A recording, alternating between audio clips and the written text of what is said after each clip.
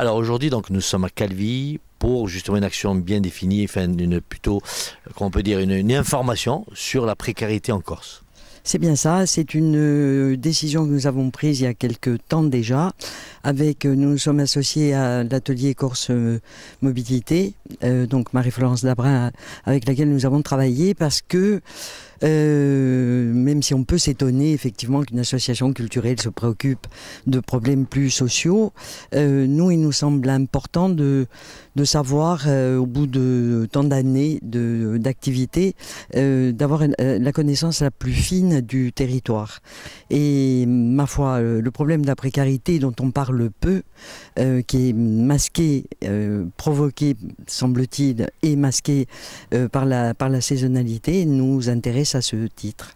En consultant tout simplement les études qui ont été faites pour l'élaboration du PADUC, nous sommes aperçus que les zones en Corse à plus forte précarité étaient le Grand Sud, Porto Vecchio et la Balagne. Et que, comme par exprès, ce sont des zones extrêmement touristiques. Donc il y a visiblement un lien de cause à effet que nous ne sommes pas capables d'analyser. Et c'est pour ça que nous avons fait appel au docteur Pernin, qui en a fait un peu son cheval de bataille. Nous avons fait appel à lui pour nous aider à peaufiner un peu cette analyse. La pauvreté va beaucoup plus vite que nous.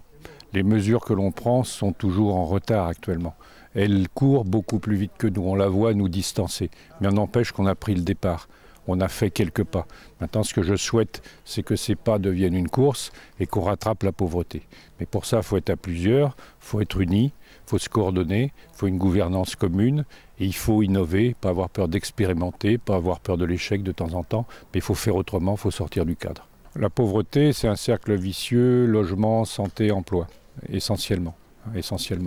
Mais cette pauvreté, ce qu'il y a de nouveau, c'est qu'elle est devenue héréditaire. C'est-à-dire qu'il y a des enfants qui naissent dans des familles pauvres, des familles qui vivent des revenus sociaux, des familles éclatées, des familles qui vivent des drames, des familles mal logées. Et ces enfants naissent dans cette réalité. C'est les misérables de Victor Hugo. Alors comment ces enfants qui sont devenus à l'âge adulte, qui ont eux-mêmes des enfants, vont raisonner, vont voir le monde, vont le concevoir, on ne sait pas très bien. Et ça, c'est un challenge complètement nouveau qu'on n'a pas encore pris en compte réellement. La précarité, c'est quelque chose que nous travaillons au jour le jour, malheureusement. Nous rencontrons des bénéficiaires au quotidien et des salariés au quotidien qui sont confrontés à cette réalité. Forcément, nous avons répondu favorablement à cet appel, puisque c'est un sujet qui nous concerne particulièrement et que l'on pense qu'il concerne particulièrement bon nombre de nos concitoyens en Balagne. Le nombre de personnes touchées par la précarité en Balagne est relativement important. Je ne sais pas après s'il est en proportion plus ou moins important par rapport à ce que vivent nos concitoyens dans les villes.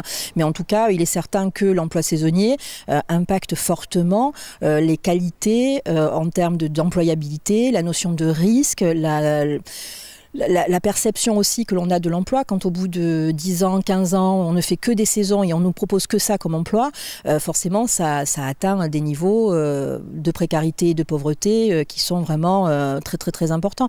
Moi je suis allée la semaine dernière sur le site du Pôle emploi en Balagne pour quelqu'un qui était dans une situation de précarité extrême et je me suis aperçue qu'il y a à ce jour 37 offres d'emploi qui sont publiées. Sur les 37, il y en a à peu près 27 qui concernent des emplois saisonniers pour la saison future à venir.